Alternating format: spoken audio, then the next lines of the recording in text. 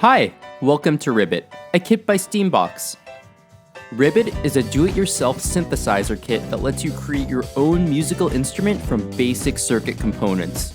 RibBit comes with instructions, the head unit, 3 oscillator bits, a tone bit, an echo bit, a keyboard bit, alligator clips, audio cables, stickers, and 4-bit diagrams.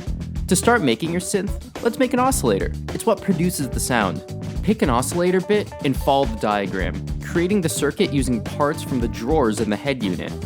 Connect a clamp from the positive eye into the bit and going out into the negative eye of the frog. Finally, connect an audio cable to the frog's nose.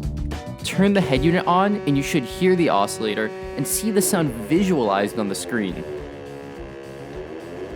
Turn the lily pad to adjust the pitch of the oscillator.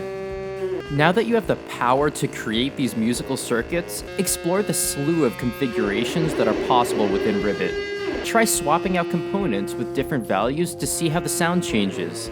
Take charge over the circuits and find your sound.